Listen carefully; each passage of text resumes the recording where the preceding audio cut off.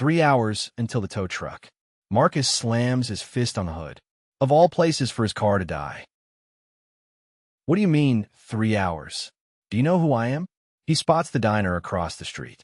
Morning Grace Diner. The door chimes. Every head turns. Marcus feels their stares on his $1,000 suit. Sit anywhere you'd like, Han. Her voice cuts through his irritation like warm honey. He slides into a booth. The vinyl sticks slightly. Everything about this place screams forgotten. Coffee. Black. Whatever gets me out of here fastest. She pours without a word. Steady hands. He sees her name tag. Catherine. A thought forms. An entertainment. A game to pass the time. You look smart, Catherine. Give me some financial advice. His tone drips with condescension. She stops. Looks at him. Really looks at him. The air in the diner shifts. Stop measuring your wealth by what you accumulate. Start measuring it by what you'd be willing to lose for love. Silence. Complete, deafening silence. Marcus's smirk dies on his face like a candle blown out. Every conversation stops. Every fork pauses. Everyone is watching this moment unfold. She walks away. Calm. Dignified. Like she just commented on the weather instead of detonating a bomb. Marcus sits frozen. His heart pounds in his chest. Who the hell is this woman? He's furious. He's intrigued. He's feeling something else he can't name and doesn't want to. She continues working, serving an elderly couple, laughing softly, like nothing earth-shattering just happened. Marcus watches her every move, studies her. Her words loop endlessly. What you'd be willing to lose for love. When was the last time anyone spoke to him like that?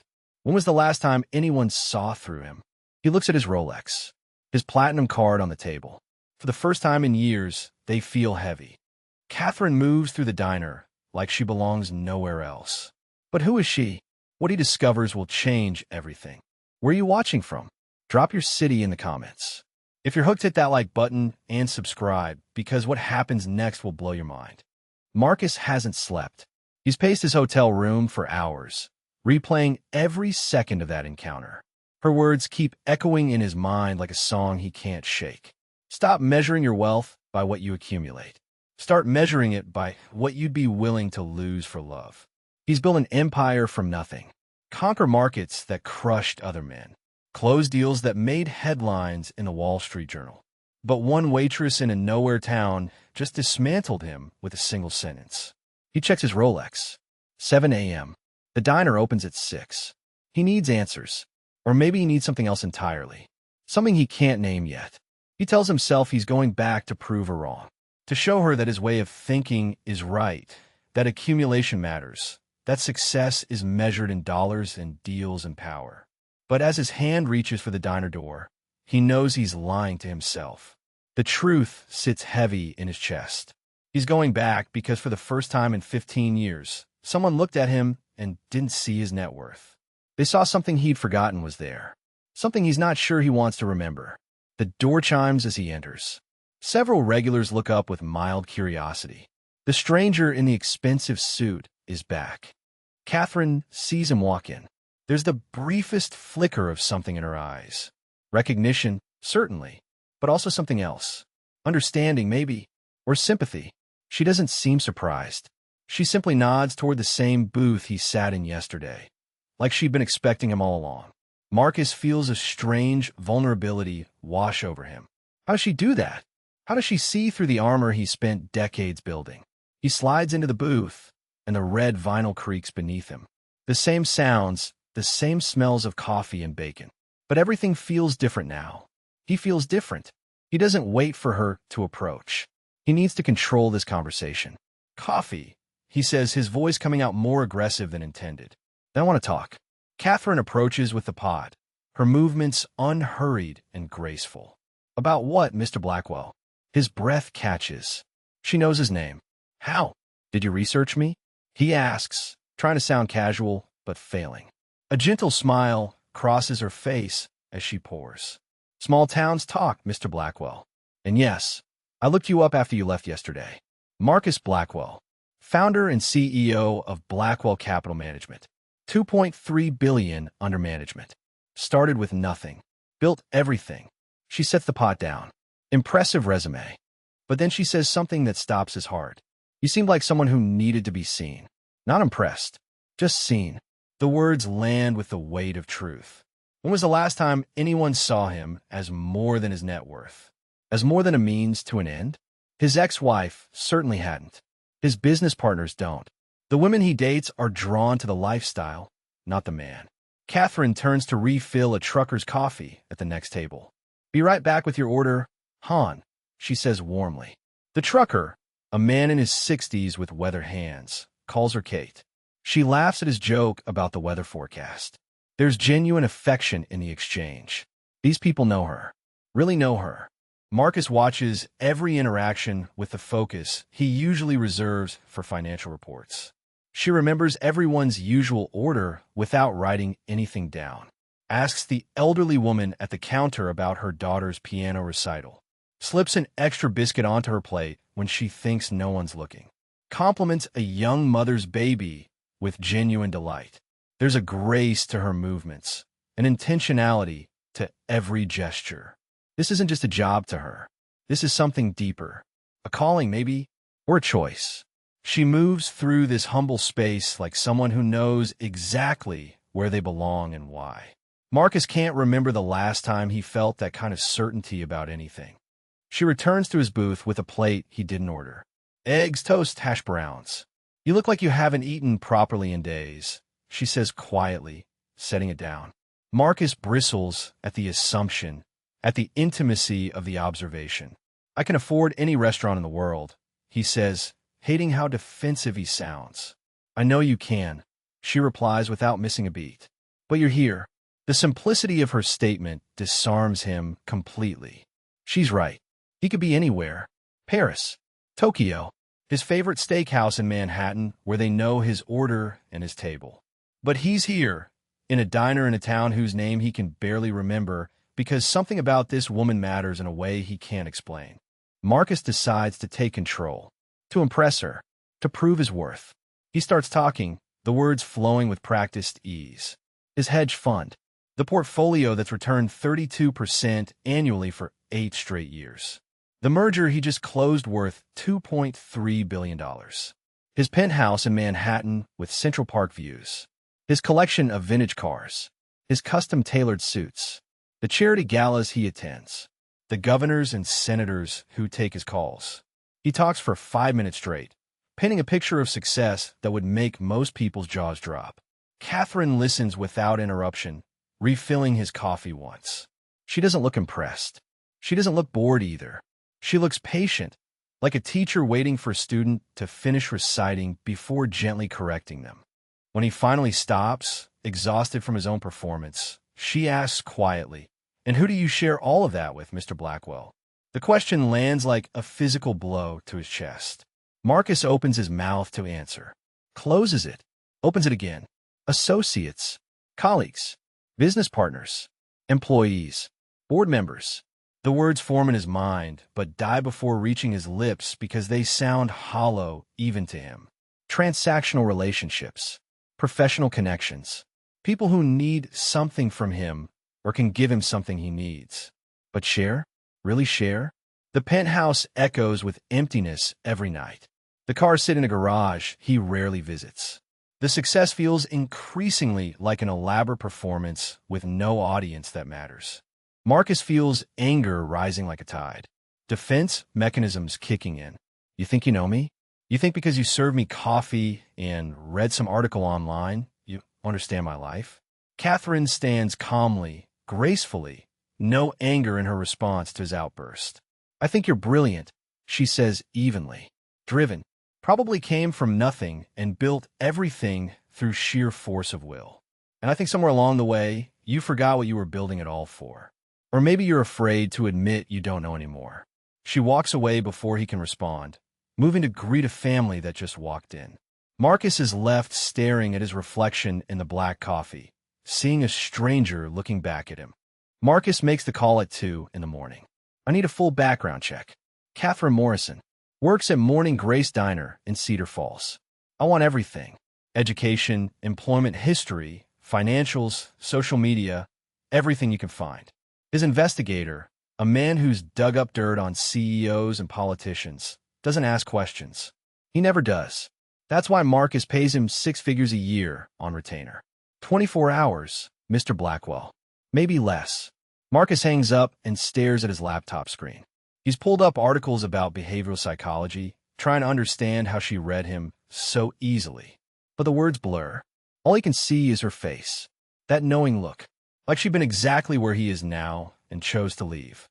The email arrives 18 hours later. Marcus opens the PDF with hands that shouldn't be shaking but are. Catherine Elizabeth Morrison, born in Boston, Harvard MBA, started at Goldman Sachs right out of school, moved to Blackstone Capital after 3 years, then to Meridian Investment Group as vice president at 32 years old. Salary of $800,000 annually. Being groomed for CFO. The financial press called her a rising star. Predicted she'd run her own fund by 40. Then 8 years ago, she vanished. No skandal. No terminación. Just a resignation letter and silence. Marcus scrolls through the report 3 times. This makes no sense. People don't walk away from that kind of trajectory. Not voluntarily. You find an old article from Financial Times. There's a photo of her from 9 years ago. Same auburn hair, but styled sleek and corporate. Power suit. Confident smile at some gala event. The caption reads, Catherine Morrison of Meridian Investment Group discusses market trends at the annual finance summit. She looks like she owned the world. Marcus has seen that look in the mirror. The certainty that comes from being at the top of your game. So what happened? What could possibly make someone walk away from everything? He needs to know. The question consumes him in a way no deal or acquisition ever has. This isn't about business anymore. This is personal. Marcus arrives at the diner at 4 p.m. His 3rd visit in 3 days. He's not even pretending anymore that this is about proving a point. The door chimes. Catherine looks up from wiping down the counter. There's a flicker of something in her eyes. She knows. Somehow she knows he's been digging into her past. Mr. Blackwell, she says evenly. Back again? Her voice is calm, but there's a guardedness that wasn't there before. A wall going up. Marcus slides into his usual booth without answering. His heart is racing. He's closed billion-dollar deals without breaking a sweat, but confronting this woman makes him feel like a nervous kid. She pours his coffee without being asked. The usual pleasantries are gone. There's a tension between them now, thick as fog. Marcus wraps his hands around the mug, trying to find the right words. He's never been nervous about asking a direct question before, but this feels different, invasive, like he's about to cross a line he can't uncross. Catherine Morrison, he finally says, his voice quieter than intended. Vice president at Meridian Investment Group. $800,000 a year. Harvard MBA. Being groomed for CFO. She doesn't react. Doesn't even blink. Just stands there holding the coffee pot, waiting. That impressive resume you mentioned? He continues. You weren't kidding. You left Wall Street 8 years ago. Marcus says, unable to keep the accusation out of his voice. No skandal. No explanation. You just walked away from everything. Why? The question hangs in the air between them. Catherine sets the coffee pot down on the table slowly, deliberately. Her hands are steady, but he sees something flash across her face. Pain. Deep, old pain that's been carefully locked away. For a moment, he thinks she won't answer. That she'll just walk away like she did after her first devastating observation. But then she speaks, her voice so quiet he has to lean forward to hear. Because someone I love needed me more than the stock market did, Mr. Blackwell. The words land with the weight of absolute truth. Marcus stares at her. Someone you love. Who? He presses, his voice harder than he intends. What happened?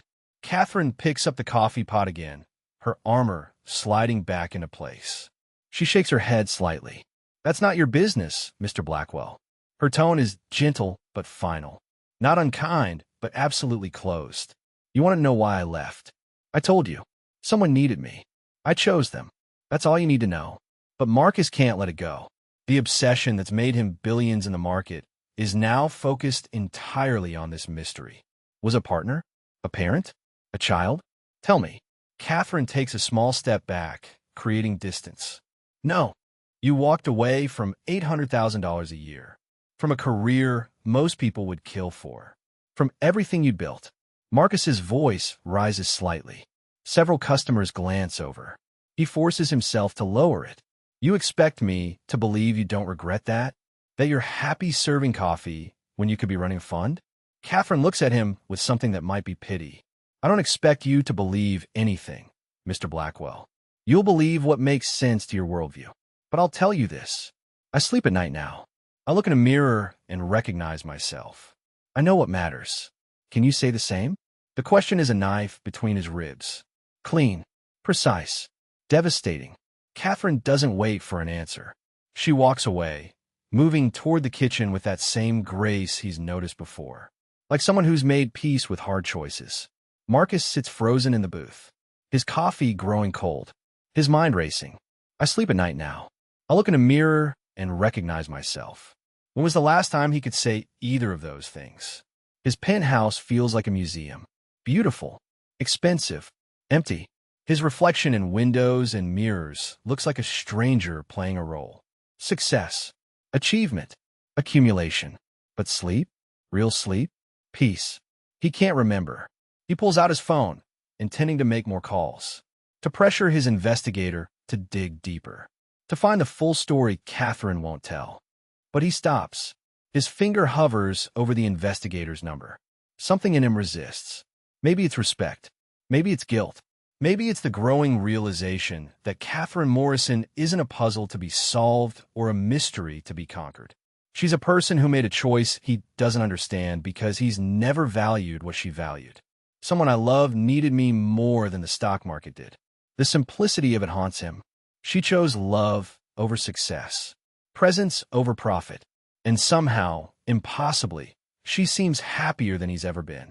Marcus puts his phone away, leaves $40 for a $7 meal, and walks out into the fading afternoon light, more lost than he's ever been in his life. Day 4. Marcus tells himself he's staying in town to oversee some regional investments. It's a lie and he knows it. He walks in a Morning Grace diner at 7:30 a.m. like clockwork. Catherine looks up from the coffee station. There's the briefest flicker of surprise in her eyes, quickly masked. Still here, Mr. Blackwell? Still here, he replies, sliding into his booth. The same booth every time. His office is called 6 times. His assistant is panicking about meetings he's missing. A board presentation got rescheduled. Marcus doesn't care. For the first time in his adult life, something matters more than work. Understanding this woman.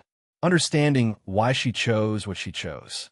And maybe, though he won't admit it yet, understanding what he's been choosing all these years. Marcus watches Catherine like he's studying a market trend. Day after day, the same patterns emerge. She remembers everyone's name. The construction worker is Tom. The elderly woman is Mrs. Patterson. The young mother struggling with a fussy baby is Melissa. Catherine knows Tom's daughter just got accepted to community college. Asks Mrs. Patterson about her garden.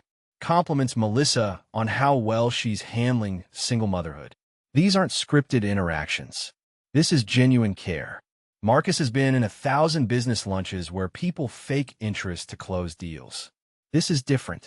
Catherine actually listens, actually remembers, actually cares. It's fascinating and uncomfortable to watch. When was the last time he remembered anything personal about anyone who couldn't advance his interests? On day 6, Marcus notices something. Melissa, the young mother, orders the cheapest thing on the menu. Coffee and toast. $2.50. Her baby is fussing and she looks exhausted. Dark circles under her eyes. Clothes a little worn. Catherine brings the toast. But there's also eggs. Hash browns. A side of fruit. Melissa looks confused. I didn't order all this. Catherine's smile is gentle. Kitchen made too much. Can't let it go to waste. Take it, please.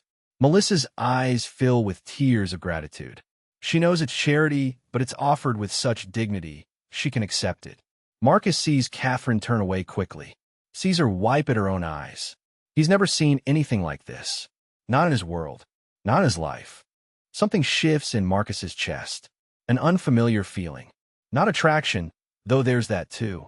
Something deeper. Respect. Wonder. Confusion. Catherine walks past his booth and he catches her wrist gently. She stops, looks down at his hand, then at his face. "That was kind," he says quietly. Catherine's expression is unreadable. "It was necessary." She starts to pull away, but Marcus doesn't let go yet. "Do you do that often? Give away food you're probably paying for out of your own paycheck?" Catherine's silence is answer enough. Marcus releases her wrist. "You can't save everyone, Catherine." It's the first time he's used her first name. She notices. Her expression softens slightly, but her voice remains firm. "No, but I can choose not to turn my back when I can help." That was the difference between who I was and who I wanted to be. The words hang between them like a bridge. Or maybe a mirror. Marcus feels something crack inside his carefully constructed armor. "When you were on Wall Street," he says slowly, "did you turn your back?" Catherine considers the question.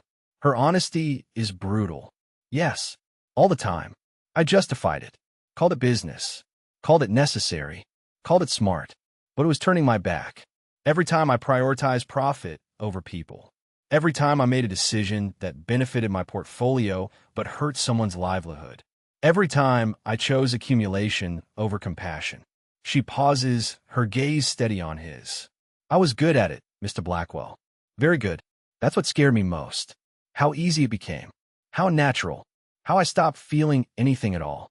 Marcus can't breathe. She's describing his entire life. His entire philosophy. His entire existence. For the first time in his adult life, Marcus feels genuine shame. Not embarrassment. Not regret over a bad deal. Shame. Deep, burning, soul-level shame. He thinks about the companies he's gutted for profit. The employees who lost jobs, so his returns would look better. The small businesses crushed, so his portfolio could grow. The charitable requests he dismissed without a second thought. The people he stepped over, ignored, used, discarded, all justified under the banner of business, of success, of smart investing. Catherine was right that first day. He's been measuring his wealth by what he accumulates. But what has he lost? What has he sacrificed? Not for love, not for anyone, just for numbers on a screen that mean nothing when he's alone at 3 a.m. staring at the ceiling of his empty penthouse. He looks up at Catherine and for once doesn't hide what he's feeling. "How did you change?" he asks, his voice barely above a whisper. Catherine sits down across from him without being asked. It's a boundary crossed, and they both know it. She folds her hands on the table. "Someone I love got sick. Really sick. Terminal," they said. "I had a choice. Keep climbing the ladder, keep accumulating, keep winning. Or step off entirely and be present for someone who needed me. For the first time in my career, I couldn't do both." She pauses, swallows hard. "And I realized that if I chose the career, I would never forgive myself. That the person I was becoming wasn't worth the success I was chasing. So I walked away." Marcus absorbs this. The simple clarity of it. The courage it must have taken. "Terminal," he repeats. "Did they?" Catherine's smile is sad but genuine. She's in remission. 5 years now. Strong. Healthy. Alive. "And you don't regret it," Marcus says. "It's not a question." Catherine shakes her head. "Not for a second. I lost money. Lost status. Lost colleagues who thought I'd lost my mind. But I gained something infinitely more valuable. I gained myself back. I gained 8 years with someone I love. I gained the ability to sleep at night, to look in a mirror and recognize who's looking back, to make choices based on what matters instead of what pays." She stands, picking up her coffee pot. "That's worth more than all the money on Wall Street, Mr. Blackwell." Marcus sits alone in the booth long after she walks away. The diner fills and empties around him. His coffee grows cold, and somewhere deep in his chest, something that's been frozen for decades begins, painfully, impossibly, to thaw. The next day, Marcus watches another moment unfold. Mrs. Patterson, the elderly woman who comes in every Thursday, finishes her meal and reaches for her purse. Her face goes pale. She searches frantically. I don't understand. My wallet. I had it this morning. Other customers are watching now." She's near tears, humiliated. "I'm so sorry. I don't know what happened." The manager starts to approach, face stern. Marcus recognizes that expression. The calculation of loss versus compassion. Before he can move, Catherine steps in smoothly. Mrs. Patterson, you paid this morning when you ordered, remember? You were worried about forgetting, so you paid up front. The lie is so smooth, so kind, that even Marcus almost believes it. Mrs. Patterson's relief is palpable. Oh yes. Thank you, dear.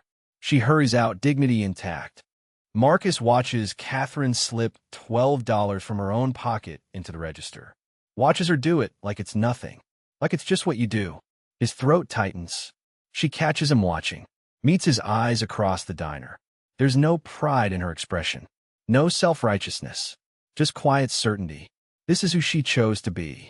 And in that moment, Marcus understands with crystalline clarity that he's been living his entire life wrong. That every metric he's used to measure success has been backwards. That Catherine Morrison, in her simple waitress uniform in a forgettable town, is richer than he'll ever be. And for the first time since he was a child, Marcus Blackwell cries. Day 9. Marcus has made a decision. He waits until the morning rush dies down, until Catherine has a moment to breathe. Then he calls her over. She approaches with that familiar patient expression, coffee pot in hand. More coffee, Mr. Blackwell? No, he says. I have a proposition for you. Catherine tilts her head slightly, waiting. Marcus has rehearsed this. He's closed billion-dollar deals with less preparation. I want to offer you a position at Blackwell Capital Management. Any position you want. Head of ESG Investing. Director of Philanthropic Strategy. Vice President of Stakeholder Relations. You name it. 7 figures. Full benefits. Housing allowance if you want to relocate to New York. Stock options. The works. He leans back, confident, waiting for her reaction, waiting for the gratitude, the excitement, the yes. Catherine's expression softens. There's something like affection in her eyes, maybe even a little sadness. That's very generous, Mr. Blackwell. Truly, I'm honored you'd think of me. Marcus waits for the but. He can feel it coming. But my place is here. The words are gentle, final, absolute. Marcus's confidence falters. Here, in this diner, making minimum wage plus tips when you could be making millions? When you could be using your talents to actually make a difference on a larger scale? Catherine sets the coffee pot down and slides into the booth across from him uninvited. Mr. Blackwell. Marcus. She uses his first name, and it stops him cold. I appreciate what you're trying to do. I think maybe you're trying to save me the way I saved Mrs. Patterson yesterday. But I don't need saving. I chose this life. I choose it every single day. Marcus shakes his head. He literally cannot understand. I don't get it. You have a Harvard MBA.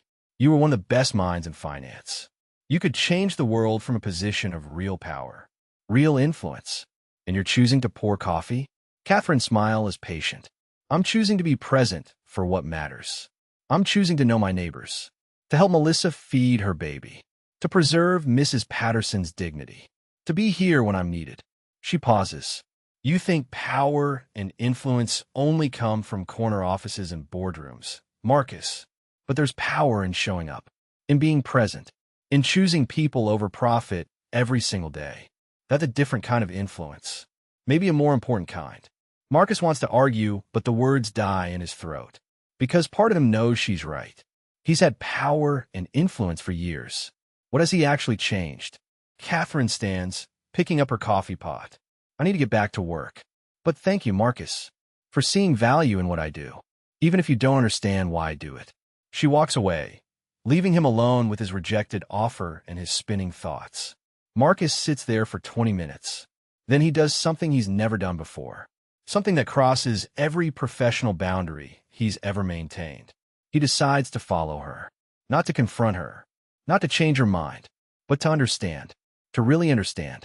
Because there's something she's not telling him, something that explains the choice that makes no logical sense. He needs to see it, whatever it is. He tells himself it's just curiosity, just the same drive that's made him successful in business. But deep down, he knows it's something else entirely. It's desperation to understand a way of living that he's never even considered possible. At 6 p.m., Marcus watches Catherine leave through the back exit of the diner. She's changed out of her uniform into jeans and a simple sweater. She looks tired. She walks 3 blocks to a modest neighborhood, small houses with little yards. The kind of neighborhood Marcus hasn't set foot in since he made his first million. Catherine turns up a walkway to a pale yellow house. Small, maybe 1,200 square feet. The paint is a little faded. The porch has a swing. There are flowers and window boxes. It's the kind of house Marcus wouldn't notice if he drove past it. But watching Catherine climb those steps, he sees something else. He sees home. She unlocks the door and disappears inside. Marcus sits in his car, engine off, watching, waiting, feeling like a stalker, but unable to leave, unable to look away. He needs to understand. 10 minutes later, a light comes on in the living room. Through the window, Marcus sees Catherine. She's helping someone sit up on the couch. A young woman, very thin, fragile. Her hair is short and patchy, the unmistakable sign of someone in or recovering from chemotherapy. The young woman's face is pale, but she's smiling at something Catherine says. Catherine adjusts pillows behind her, brings her a glass of water, sits beside her, and takes her hand. The tenderness in the gesture makes Marcus's chest ache. This is it. This is the someone Catherine loves. The someone who needed her more than the stock market did. Marcus watches as Catherine helps the young woman stand. They walk slowly toward what must be the kitchen. The young woman leans heavily on Catherine. Every step looks painful but determined. Catherine's patience is infinite. No frustración, no resentment, just love. Marcus pulls out his phone with shaking hands. Calls his investigator. I need information on someone living at Catherine Morrison's address. Now, the investigator is efficient. Always is. 15 minutes later, the email arrives. Jenny Morrison, age 28, Catherine's younger sister. Diagnosed with stage 3 breast cancer 8 years ago. Given 18 months to live. Underwent aggressive treatment. Multiple surgeries. Radiation. Chemotherapy. Experimental trials. Currently in remission for 5 years. Lives with Catherine Morrison, who is listed as primary caregiver and medical proxy. Employment, none. Disability benefits. Medical expenses ongoing. Marcus reads it 3 times. 8 years ago, Catherine walked away from $800,000 a year. Walked away from being CFO. Walked away from everything. Because her baby sister was dying.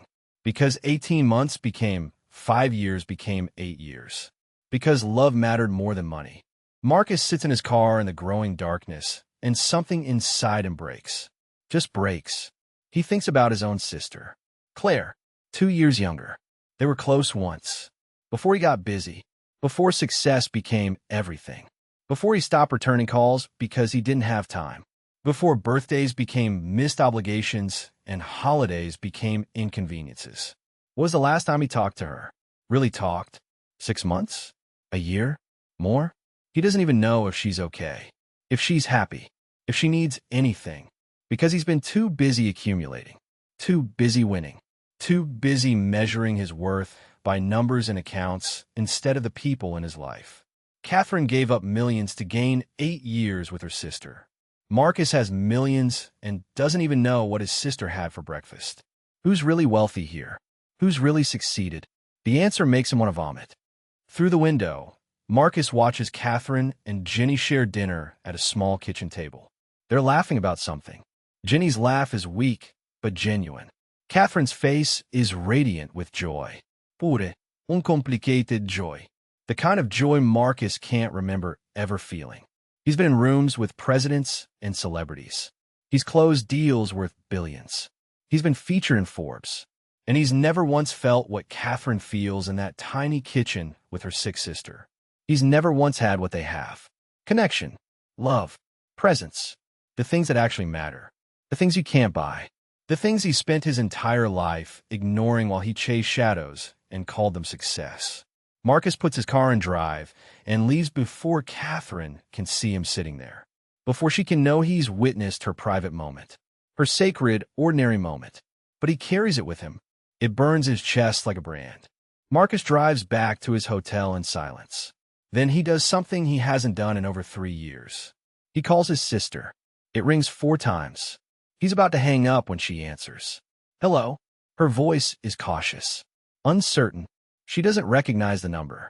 Claire, he says, and his voice breaks on her name. It's Marcus. A long pause. Marcus? Another pause. Is everything okay? Are you? The concern in her voice destroys him. After years of silence, her first instinct is still to worry about him. I'm okay, he manages.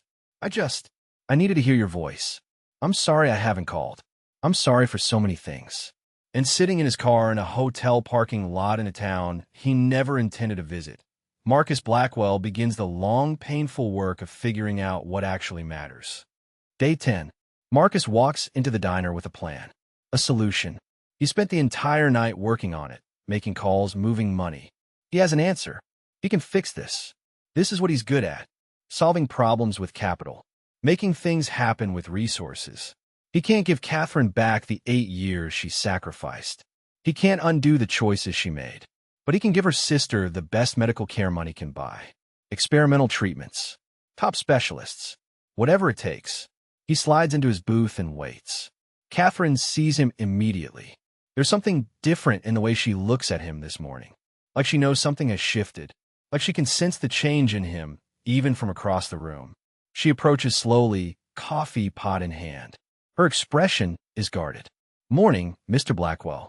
Marcus doesn't waste time. Catherine, I need to talk to you. About your sister. Catherine's entire body goes rigid. Her face closes off like a door slamming shut. How do you know about my sister? Her voice is cold. Colder than he's ever heard it. Marcus feels shame crawl up his spine. I followed you. Yesterday, after you left work. I saw you go home. I saw Jenny through the window. Catherine sets the coffee pot down with a sharp click. You followed me. It's not a question. It's an accusation. And it's valid. I'm sorry, Marcus says quickly. I know that was wrong. But please just listen. I want to help. He pushes the manila envelope across the table. This is a bank draft for $500,000. For Jenny's treatment. Whatever she needs. Best doctors. Experimental trials. Mayo Clinic. Johns Hopkins. Whatever it takes. Catherine doesn't touch the envelope. Doesn't even look at it for more than a second. She looks at Marcus instead, and her eyes are filled with something he can't quite read. Disappointment, maybe, or pity. No, she says simply. Marcus blinks. What? No. Thank you for the offer, but no. Marcus shakes his head, confused. Catherine, this is $500,000. Do you understand what that could do for Jenny? What doors it could open? Catherine's voice is steady. Firm. Mr. Blackwell. Jenny has everything she needs. She has excellent doctors. She has a treatment plan. She has medication. She has physical therapy. She has support groups. And most importantly, she has love. She has faith. She has hope. She has a reason to fight every single day. Your money can't buy any of those things. And it certainly can't fix what's missing from your life. The words sting, but Marcus pushes forward. This isn't about me. This is about giving Jenny the best possible chance. She's in remission now, but what about next time? What if it comes back? This money could save her life. Catherine's expression softens slightly, but her resolve doesn't waver. It's not about money, Mr. Blackwell. It's never been about money. Jenny and we learned something during those first terrible months after her diagnosis. We learned that the most important things in life, the things that make life worth living, they can't be purchased. They have to be chosen, cultivated, protected. She pauses. You're trying to write a check to compensate for something you haven't cultivated in your own life. Connection, presence, love. And you can't do that. Money doesn't work that way. Life doesn't work that way. Something snaps in Marcus. Anger floods through him hot and sharp. So what? You think you're better than me? You think because you gave up your career and live in poverty with your sick sister that makes you morally superior? You think your way is the only right way? Catherine doesn't flinch, doesn't react to his raised voice. Several customers turn a look, but she keeps her gaze steady on Marcus. Her voice when she speaks is calm, quiet, devastating. No, Mr. Blackwell, I don't think I'm better than you. I think I'm more honest with myself about what really matters. About what I'm willing to sacrifice for the people I love. About what gives life meaning. She picks up her coffee pot. I gave up money and status. You gave up connection and presence. We both made sacrifices. The difference is I know what mine bought me. Do you? Catherine walks away. Just walks away. Leaves him sitting there with his $500,000 check. That means nothing. That fixes nothing. That changes nothing. Marcus stares at the envelope, at the number written there. $500,000. An amount that would change most people's lives. An amount Catherine refused without hesitation. Because it wasn't what she needed. Because it wasn't what Ginny needed. Because money has never been the answer to the questions that actually matter. The customers have gone back to their meals, but Marcus can feel their judgment. Or maybe it's his own judgment he's feeling. His own shame. His own realization that everything he thought was important, everything he thought made him successful, everything he thought gave him value, it's all hollow. Empty. Meaningless. Catherine was right. He gave up connection and presence. And what did it buy him? A penthouse where he can't sleep. A life where no one knows him. Success that feels like failure. Marcus grabs the envelope and stands abruptly. His chair scrapes loudly against the floor. He doesn't look at Catherine. Doesn't look at anyone. He just walks out. The door chimes behind him sound like an accusation.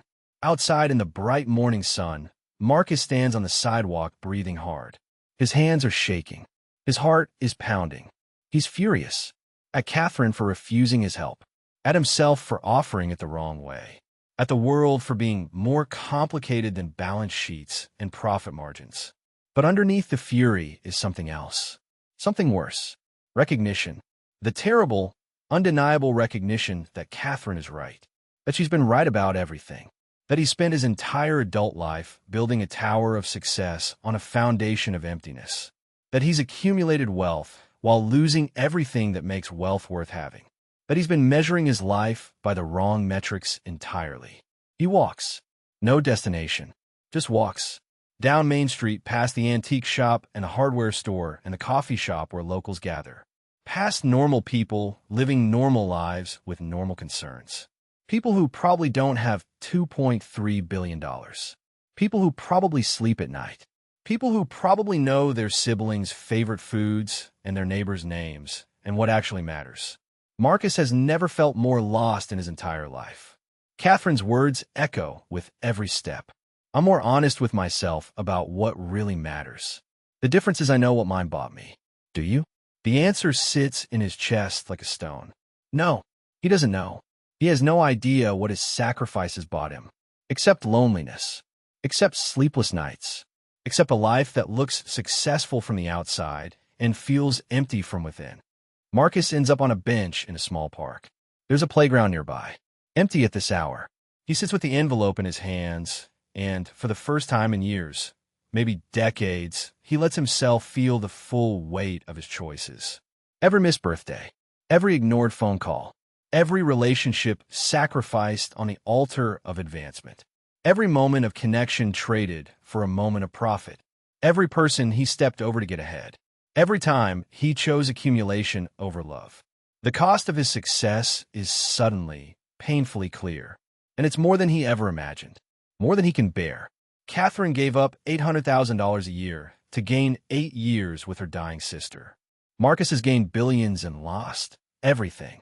His sister, his capacity for connection, his ability to sleep, his sense of purpose beyond the next deal, his soul maybe, if such a thing exists. He sits on that bench until the afternoon light turns golden, until parents start arriving with children for the after-school playground rush, until the sounds of laughter and joy fill the air around him, sounds that feel like they're coming from another universe. A universe where people know what matters, where they've made different choices, better choices. Catherine's final words echo in the growing dusk. I'm more honest with myself about what really matters. Marcus looks at the envelope beside him. $500,000. It was supposed to fix everything. It fixed nothing. Because the problem was never something money could solve. The problem is him. His choices. His priorities. His entire way of measuring worth. And for the first time since he was a scared kid from nothing determined to become something, Marcus Blackwell doesn't know who he is or what he's supposed to do next. Day 1 back in New York. Marcus stands at the windows of his penthouse overlooking Central Park. 23rd floor. 3,000 square feet. Worth $12 million. He bought it because the view was supposed to make him feel powerful. On top of the world. Tonight, it just makes him feel small. Alone. The city sprawls beneath him. Millions of people living their lives. and he's never felt more disconnected from all of it. His assistant left 6 messages. His board wants a meeting. There's a deal closing in Singapore that needs his signature. All of it feels distant, unimportant, like watching a movie about someone else's life. A life he used to care about desperately, and now can't seem to find the energy to engage with. Catherine's words haven't stopped echoing. Do you know what your sacrifices bought you? He looks around the penthouse. Expensive furniture, original art, a kitchen he never cooks in. This is what they bought. Day 3. Marcus sits through a board meeting about Q4 projections. Numbers scroll across screens. His CFO is excited about a 15% increase in returns. Everyone is nodding, smiling. This is what success looks like. This is what he's built his life around. And he feels absolutely nothing. He watches his board members and wonders if any of them have sisters they talk to, if any of them know their neighbors' names, if any of them have ever given away food from their own paycheck to help a struggling mother. Probably not. They're too busy being successful, too busy accumulating, too busy measuring wealth by all the wrong metrics. Just like him. The meeting ends. People congratulate him on the strong quarter. He smiles, says the right things, and feels like a fraud, like he's playing a character in a play that doesn't matter to an audience that isn't watching. Day 5. Marcus opens his banking app at 2 a.m. Can't sleep again. The numbers glow on his phone screen. $2.3 billion in assets under management. His personal accounts show $47 million liquid. Numbers that would make most people weep with joy. Numbers he spent 15 years accumulating. He stares at them and feels nothing. Not pride, not satisfaction, not security. Nothing. They're just numbers. Abstract concepts that have no weight, no meaning, no soul. He thinks about Catherine's tiny house with the faded paint and the porch swing, about Jenny's fragile smile, about the laughter he witnessed through that window. They have almost nothing by his standards, and they have everything that actually matters. Stop measuring your wealth by what you accumulate. Start measuring it by what you'd be willing to lose for love. The question comes unbidden, unwanted, devastating. What would he be willing to lose? For whom? The answer terrifies him. No one. There's no one he would give up anything for. Not because he doesn't want to, but because there's no one in his life who matters that much. No one he's cultivated that kind of relationship with. No one he's prioritized over his portfolio. He has business associates, professional contacts, people who want something from him or can give him something he needs. But love? Connection? The kind of bond that makes you walk away from $800,000 a year? He has nothing even close. And whose fault is that? The answer sits in his chest like a stone. His. Every choice. Every priority. Every time he chose another deal over another dinner. Another acquisition over another relationship. Another billion over another human being. This is what he's bought with his sacrifices. Isolation. Loneliness. Success without meaning. Wealth without worth. A life that looks perfect and feels empty. Day 7. Marcus walks through Central Park trying to clear his head. Families everywhere. Couples holding hands. Parents pushing strollers. Kids chasing each other while their parents watch and laugh. Normal life. Regular people doing regular things. Being present with each other. Choosing each other. He's walked these paths 1,000 times and never really seen any of this. Never noticed the connections. The presence. The love. He was always on his phone. Always thinking about the next deal. Always somewhere else, even when his body was here. Now he can't stop seeing it. Can't stop noticing what he doesn't have. What he's never prioritized. What he's never built. A woman jogs past with a dog. She smiles at him automatically. He doesn't know how to smile back. Doesn't remember the last time he smiled at a stranger just because. Doesn't remember the last time he was present enough to notice strangers exist. He goes home. Looks at his awards. His Forbes features framed on the wall. Photos of him shaking hands with CEOs and politicians. Evidence of his success. Proof of his achievement. And he feels nothing but hollow. These aren't memories. They're not moments of connection or joy or meaning. They're just transactions. Documented transactions. He has no photos of friends because he has no friends. He has no photos of family because he hasn't seen his family in years. He has no photos of anyone who knows him, really knows him, because he's never let anyone close enough, never prioritized anyone enough, never been vulnerable enough. Success was safer. Accumulation was easier. Control was simpler. But it wasn't life. It was just existing, just performing, just accumulating for the sake of accumulation with no one to share it with, and nothing meaningful to show for it except numbers and awards that mean nothing at 3 a.m. when you're alone. Day 8. Marcus sits in his office staring at a contract that needs his signature. A merger worth $800 million. The kind of deal that used to make his pulse race. Today, he can't even focus on the words. All he can think about is Catherine, about the way she moves through that diner like she knows exactly where she belongs and why, about Jenny's fragile smile and the love between them, about the choice Catherine made and has never regretted, about what really matters, about what he's been missing his entire life while he chased shadows and called them success. He looks at the contract, looks at his calendar full of meetings and obligations and deals, looks at the life he's built that feels like a cage, and he makes a decision, maybe the first real decision he's made in years. A decision not based on profit or advancement or accumulation.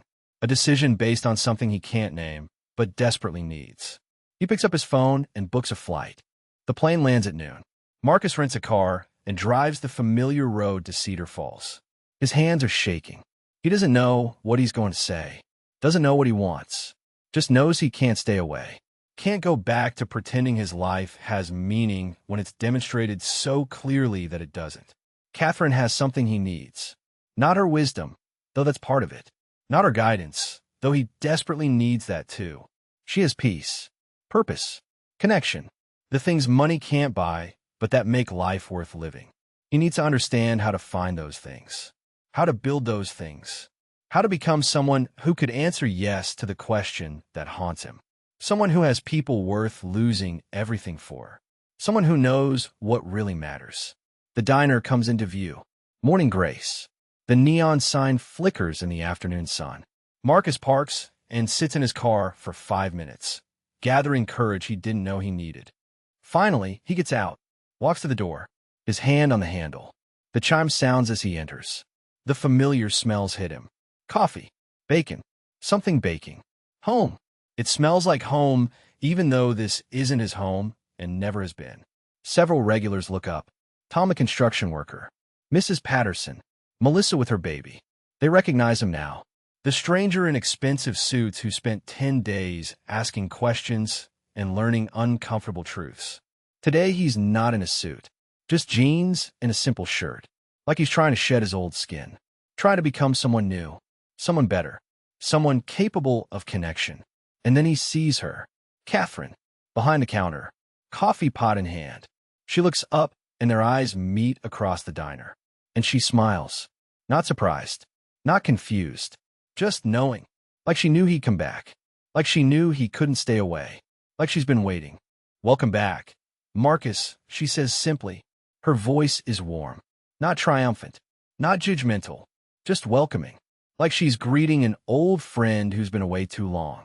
Marcus walks to the counter, sits on a stool. He doesn't trust his voice yet, doesn't know what to say, how to explain that his entire life fell apart in the week he was gone, that everything she said was right, that he has no idea how to fix himself, but he knows he can't do it alone. Catherine pours him coffee without asking, sets it down gently. You okay? She asks quietly. And Marcus, who hasn't cried since he was a child, who built an empire on control and certainty, who measures success in billions, shakes his head. No, he whispers. I'm not okay. I don't know how to be okay. Catherine's hand covers his across the counter. Warm, real, connected. Then you're in the right place, she says. Welcome home. Marcus sits at the counter, nursing his coffee. The diner has cleared out. Late afternoon lull. Catherine refills his cup without asking. They sit in comfortable silence for a moment. Then Marcus speaks, his voice quiet, uncertain. Catherine, I know I don't have the right to ask. I know I followed you and invaded your privacy and tried to fix things with money when that wasn't what you needed. But, he pauses, swallows hard. I'd like to meet Jenny, if that's okay, if she's okay with it. Catherine stopped mid-pool. looks at him for a long moment, searching his face, looking for something. Sincerity, maybe, or changed intentions. Marcus meets her gaze, doesn't look away, doesn't hide. Why? She asks simply. Marcus considers the question, answers honestly. Because I need to understand how you made the choice you made, how you live with it, how you found peace in sacrifice. Because I've spent a week in my old life and it felt like drowning. Catherine sets down the pot, folds her hands on the counter, studies him. Marcus, she's fragile. Not just physically, emotionally. She's been through hell multiple times. She doesn't need someone coming into her life out of curiosity or some kind of philosophical quest. Marcus nods, understanding. I know. I'm not asking to study her. I'm asking to know her. If she's willing. If you're willing. Catherine is quiet for a long time. Then she pulls out her phone. Texts someone. Waits. Her phone buzzes. She reads the response, and something softens in her expression. Jenny says yes. She says anyone who can make her big sister this thoughtful must be worth meeting. Marcus's throat tightens. He didn't realize until this moment how much he needed this. How much he needs to see what real sacrifice looks like. What real love produces. Not from car window, but face to face. Human to human. They walk to Catherine's house after her shift ends. The sun is setting. Golden light makes everything look softer, more hopeful. Marcus is nervous in a way he hasn't been since his first board presentation 15 years ago. But this is different. This isn't about impressing. This is about connecting, being present, being real. Catherine unlocks the door, calls out, Jenny, we have a visitor. Come Marcus. The house is small but warm. Photos on every wall, colorful throw blankets, books everywhere, plants in the windows. It's lived in, loved, nothing like his sterile penthouse. This is a home, not a showcase, a place where life happens, where people matter more than things, where love is cultivated daily through small gestures and presence. Marcus feels like he's stepping into a different world, a world he's never known existed but desperately wants to understand. Jenny is sitting on the couch wrapped in a handmade quilt. She's thin, so thin. Her hair is growing back in patches, but her smile is radiant, genuine, full of warmth that has nothing to do with health and everything to do with spirit. You must be Marcus, she says. Her voice is soft but clear. The famous billionaire who's been making my sister question her entire philosophy of life. She laughs, and it turns into a small cough. Catherine moves to her side immediately, but Jenny waves her off. I'm fine, Katie. Stop hovering. Marcus doesn't know what to do with his hands. Hi. Thank you for letting me visit. I know this is your private space. Jenny pats the couch beside her. Seat. Anyone who can get Kate this worked up must have something interesting going on. Tell me, what brings a man who runs the world to our little corner of nowhere? Marcus sits. The honesty in Jenny's eyes disarms him completely. Your sister, he says simply. She told me something 2 weeks ago that broke open my entire life. And I don't know how to put it back together. Jenny's eyes light up with understanding. She gave you the speech about measuring wealth by what you'd lose for love, didn't she? Marcus nods. She did. And I realized I have no one I'd lose anything for. No one I prioritized. No one who really knows me. I've spent 15 years building an empire, and I'm completely alone. Jenny reaches out and takes his hand. Her grip is weak, but her touch is warm. Real. That must be terrifying, she says quietly. To look around and realize you've achieved everything you wanted, and it means nothing. Marcus's eyes sting. Yes. Jenny squeezes his hand. You're in the right place, Marcus. My sister knows better than anyone how to rebuild a life from the foundation up. She did it herself. Jenny settles back into her pillows. When I got diagnosed 8 years ago, Kate was a different person. Brilliant. Driven. On top of the world. She was about to be made CFO. She was engaged to this hotshot lawyer. Had an apartment in Manhattan, designer clothes, invitations to every important event. She was living the dream. Marcus listens transfixed. What happened? Jenny's smile is tender. I happened. Stage 3 breast cancer. 18 months to live, they said. Maybe less. Kate had a choice to make. Keep her life or be with me through mine. She looks at Catherine, who's standing in the doorway watching. She never hesitated. Not for a second. She left everything. Broke off her engagement. Quit her job. Moved back here to take care of me. And she never, not once, made me feel like a burden. She told me I was the blessing that brought her back to what really mattered. Jenny's voice cracks slightly. She saved my life. Not with money. With presence. With love. With choosing me every single day. Marcus stands and walks to the photos on the wall. There she is. Catherine from 8 years ago. Polished. Professional. Powerful. In a designer suit at some gala. Shaking hands with a senator. Accepting an award at a finance conference. She looks successful. Confident. Like she owned the world. But looking closer, Marcus sees something else. Something in her eyes. An emptiness. A hunger that's never quite satisfied. A performance of happiness rather than the real thing. He looks back at Catherine now. Tired. In simple clothes. Hair streaked with gray. Working as a waitress. And her eyes are completely different. Full. Peaceful. Present. Alive in a way the woman in these photos never was. Jenny, Marcus says slowly, still staring at the photos. Did Catherine lose everything when she left? Jenny laughs softly. That's what everyone thought. Her old colleagues, her friends, her fiancé, they all said she was throwing her life away. But you know what Kate told me? Jenny continues. She said she wasn't losing anything. She was finally gaining what mattered. She said that woman in those photos, she was amazing at her job. Brilliant with numbers. Incredible at strategy. But she was losing her soul inch by inch. Every deal, every choice between profit and people. Every time she prioritized advancement over connection. She was becoming someone she didn't recognize. Someone she didn't want to be. Jenny looks at her sister with pure love. While I got sick, Kate found herself again. She remembered what it felt like to love someone more than success. To choose presence over profit. To measure her worth by her impact on one person rather than her impact on markets. She didn't lose her life, Marcus. She found it. Catherine wipes at her eyes. Jenny, stop. You're gonna make me cry. Jenny grins. Good. You don't cry enough, big sister. Marcus turns from the photos. His voice is thick. She was incredible in that world. But she's something more now. Jenny nods. She's real. That's what she is. Real in a way that woman in the photos never was. Because that woman was performing. Playing a role. Chasing something that would never satisfy. This Kate? She knows who she is. What she values. What gives her life meaning. And it's not money or status or power. It's love.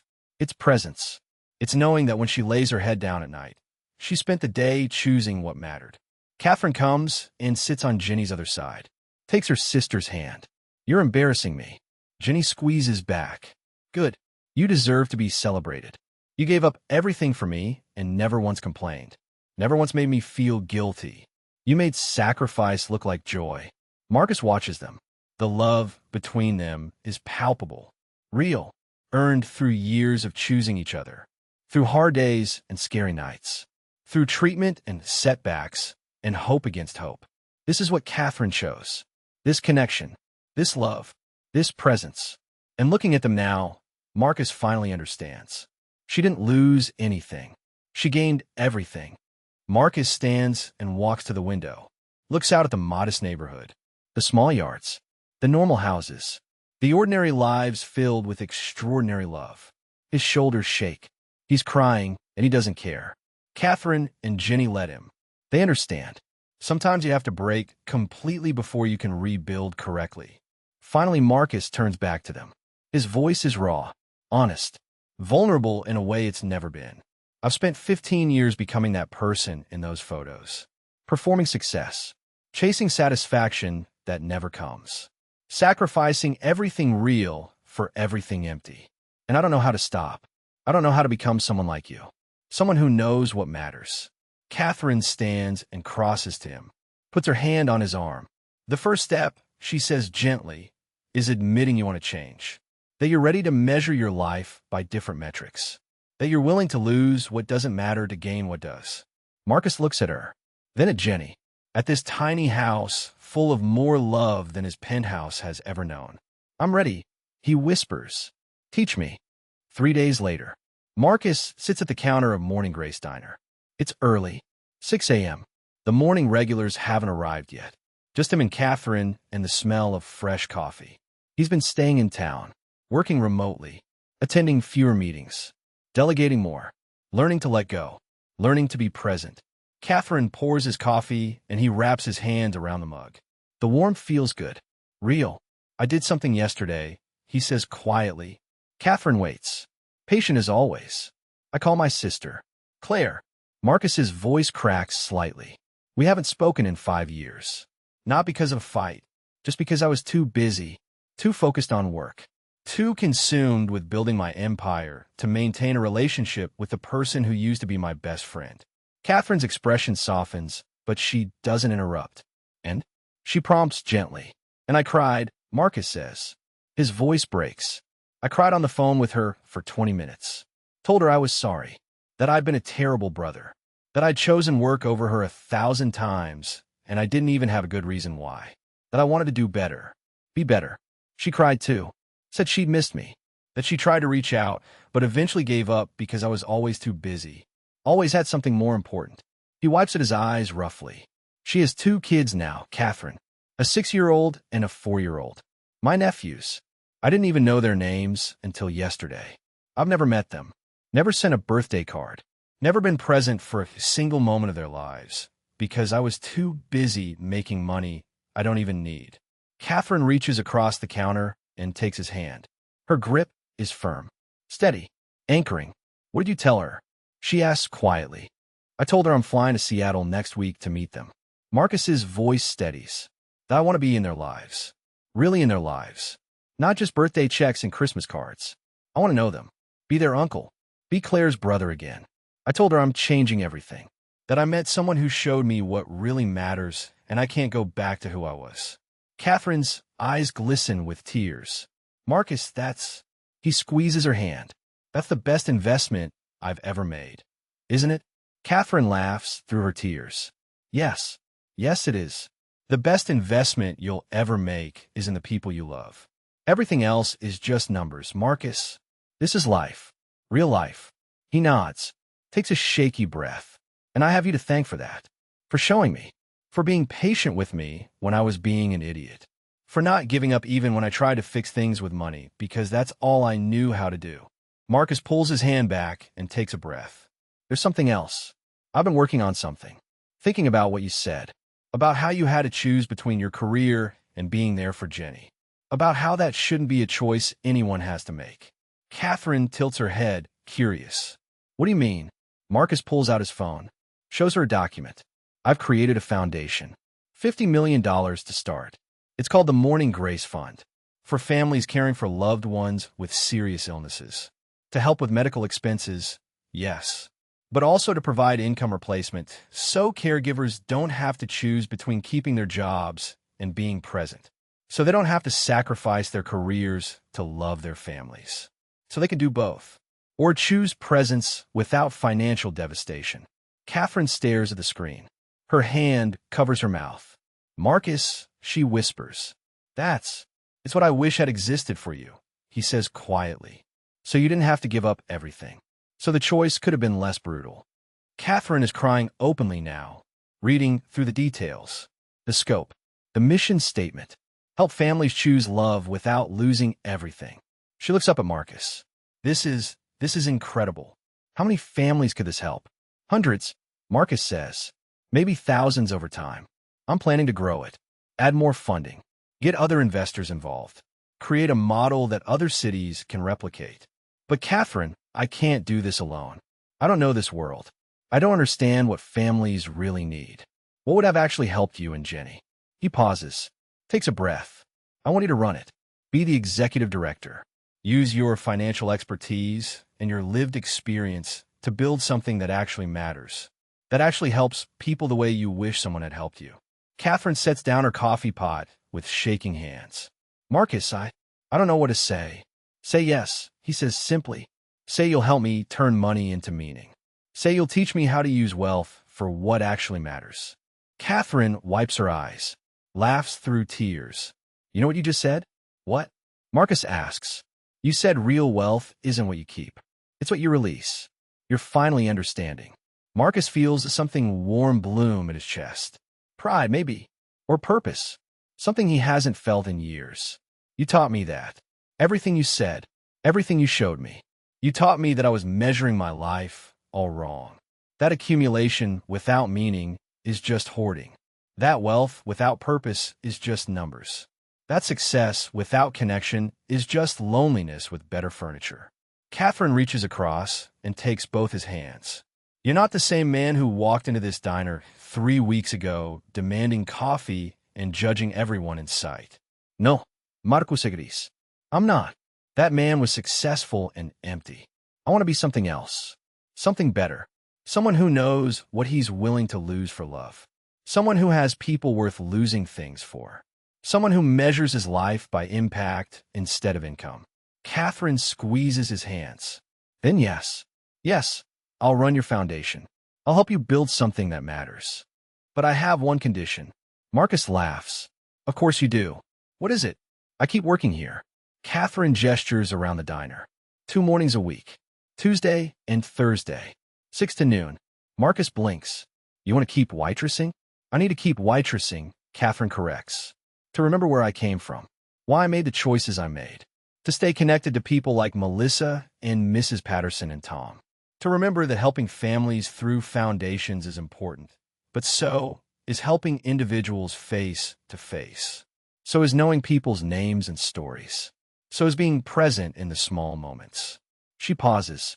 I don't want to become so focused on the big picture that I forget the individual faces. The individual lives. That's what happened to me before. That's why I lost myself the first time. Marcus stares at her. Odd.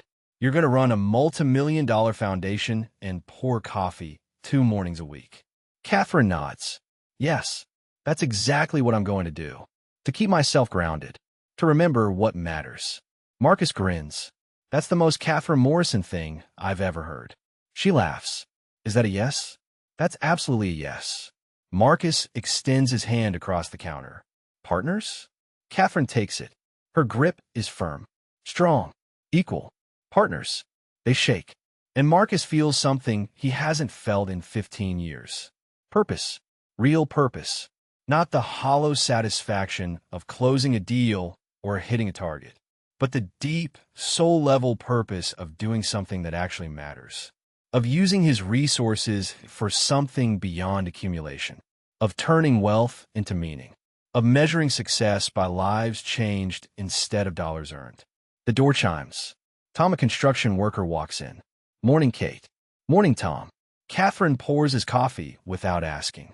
Black, 2 sugars. How's Angela doing with her college applications? Tom beams. Got into 3 schools so far. We're so proud. Catherine's face lights up. That's wonderful, Tom. You must be thrilled. Marcus watches the exchange. The genuine care. The real connection. The presence. This is what Catherine refuses to give up. And he understands why. More customers arrive. Mrs. Patterson. Melissa with her baby. The regulars who become Catherine's extended family. They greet Marcus now, too. He's been here enough that they recognize him. Accept him. He's becoming part of the fabric of this place. Part of the community. It's strange and wonderful and nothing like his old life where he knew no one's name and no one knew his. Where every relationship was transactional. Where connection was something that happened in conference rooms over contracts. This is different. This is real. This is what he's been missing. What he didn't even know existed. Catherine works the counter. Efficient. Graceful. Present with every person. And Marcus sits there drinking his coffee and realizes something profound. 3 weeks ago, he walked into this diner as one of the wealthiest men in America. Today, he's sitting here as one of the richest. Because he's finally learned the difference. Wealth is what you have. Richness is what you give. Wealth is what you accumulate. Richness is what you release. Wealth is measured in dollars. Richness is measured in lives touched, in connections made, in presents offered, in love chosen. Catherine catches his eye across the counter. Smiles. That smile that's part wisdom and part invitation. Ready to change the world, Marcus? She asks. He stands, moves behind the counter. She hands him an apron. What are you doing? He asks, laughing. Teaching you to pour coffee, she says. If you're going to understand the families we're helping, you need to understand service. Presence. Humility. The small moments that add up to a life. Marcus ties on the apron. It's ridiculous and perfect. Catherine shows him how to work the coffee pot, how to remember orders, how to be present with each person. And Marcus, who's run billion-dollar companies, learns to pour coffee and listen to stories and be there for people in their small, ordinary moments. Because these moments aren't small. They're everything. They're what Catherine's been trying to teach him all along. That life isn't measured in quarterly earnings or market share. It's measured in moments of connection, in choosing to be present, in loving people enough to lose everything else for them, in finally understanding what you'd be willing to lose for love, and discovering it's everything. Because when you lose what doesn't matter, you gain what does. And that, Marcus finally understands, is true wealth. 6 months later, the Morning Grace Fund occupies a modest but beautiful office space in Cedar Falls. Not flashy, not corporate, warm, inviting. The kind of place where families feel comfortable walking in when they're at their most vulnerable. Photos line the walls, not of donors or galas, of families, real families who've been helped. A mother holding her daughter's hand in a hospital room. A father reading to his son during chemotherapy. A grandmother celebrating her granddaughter's remission. Each photo tells a story of presence, of choosing love, of not having to choose between survival and connection. Catherine runs the operation with the same grace she brought to the diner. Efficient but compassionate. Professional but personal. She knows every family story, every struggle, every victory. And twice a week, she still works the morning shift at Morning Grace Diner. Still pours coffee for Tom and Mrs. Patterson. Still helps Melissa with her baby. Still remembers what grounds her. What matters? Catherine sits at her desk reviewing applications. 47 families helped so far. 47 families who didn't have to choose between being present and surviving financially. 47 caregivers who could breathe a little easier, sleep a little better, be there without the crushing weight of impossible choices. Each file represents lives changed, burdens lifted, love made possible. This is what wealth can do when it's released instead of hoarded, when it's used for meaning instead of accumulation. When someone who understands both worlds, both sides, both the cost and the value, guides it toward what actually matters.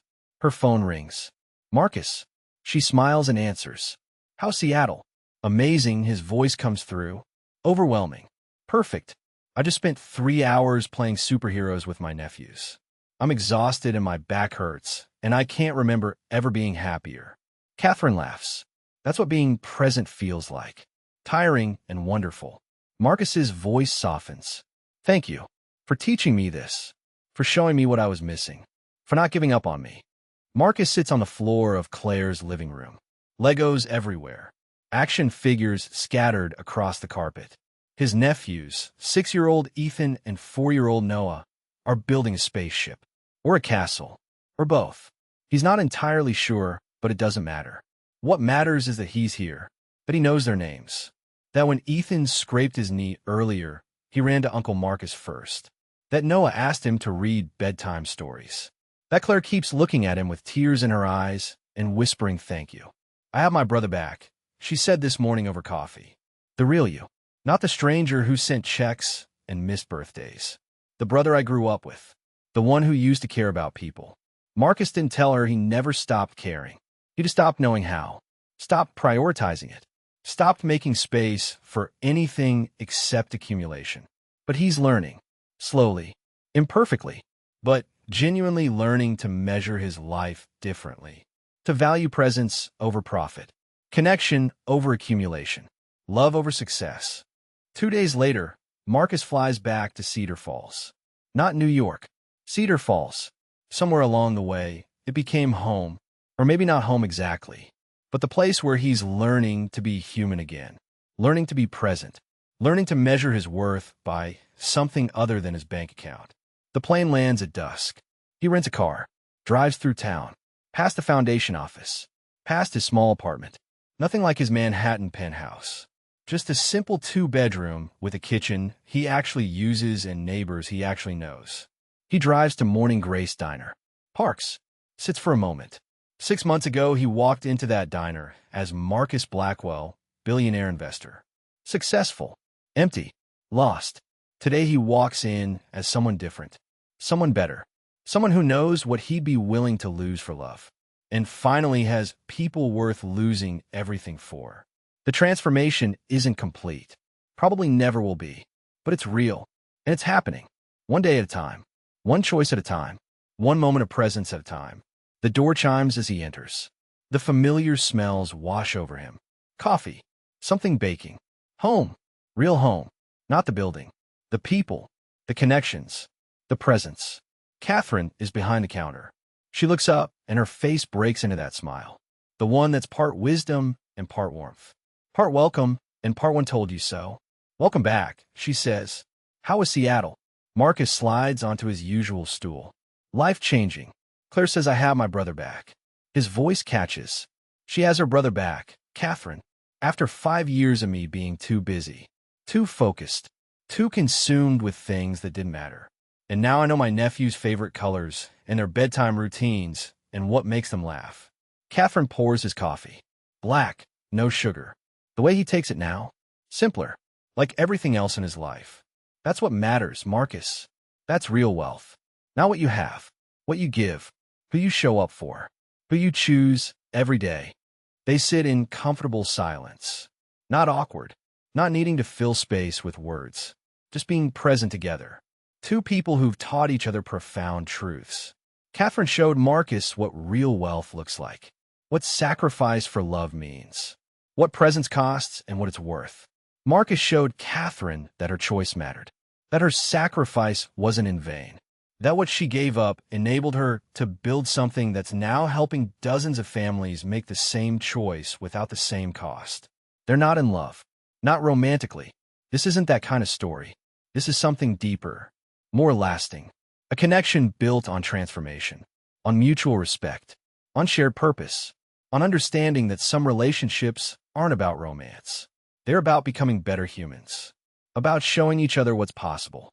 About teaching and learning and growing into who you're meant to be. Catherine refills his coffee. How's the foundation running? Marcus smiles. Perfectly. Because you built it right. Because you understand both the need and the solution. Because you know what it means to choose love over everything else. Marcus looks around the diner. Tom is in his usual booth. Still talking about his daughter's college acceptances. Mrs. Patterson is at the counter. Still ordering her Thursday special. Melissa is by the window with her baby. Who's bigger now? Healthier. Because Catherine's quiet acts of kindness gave her space to breathe. To be. These people. These ordinary people living ordinary lives. They're rich in ways Marcus spent 15 years ignoring. They know each other's names. They show up for each other. They're present in the small moments that add up to entire lives. And Marcus is part of it now. Part of this community. Part of something bigger than his bank account. Part of something real. Tom waves. Hey, Marcus. How was Seattle? Good, Marcus calls back. Really good. Saw my nephews. They're getting so big. Tom grins. That's great, man. Family's everything. Marcus's throat tightens. Yeah, it is. 6 months ago, that exchange wouldn't have happened. 6 months ago, Tom didn't know Marcus's name. Marcus didn't know Tom existed. Now they're neighbors. Friends. Part of each other's lives. The door chimes again. Jenny walks in. She's stronger now. Her hair has grown back. Still thin but fighting.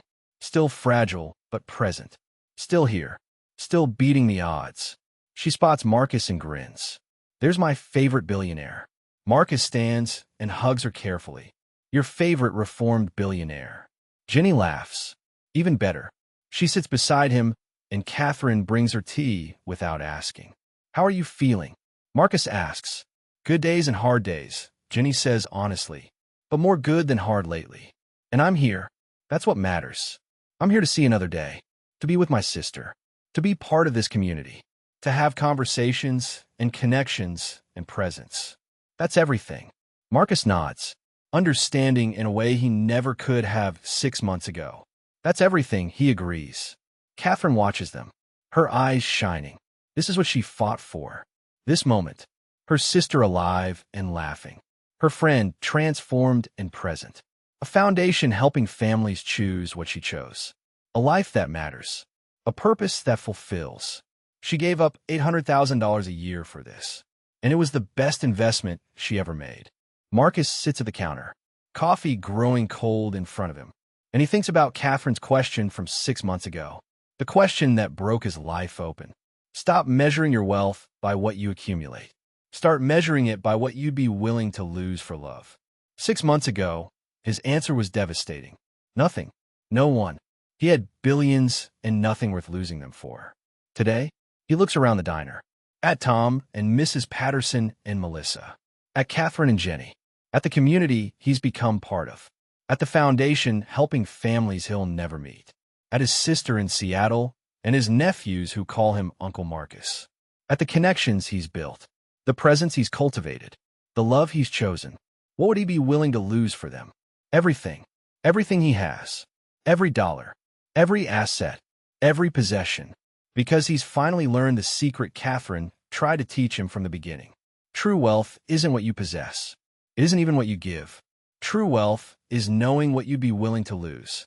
And finally having people who make that loss worth it. People who matter more than money.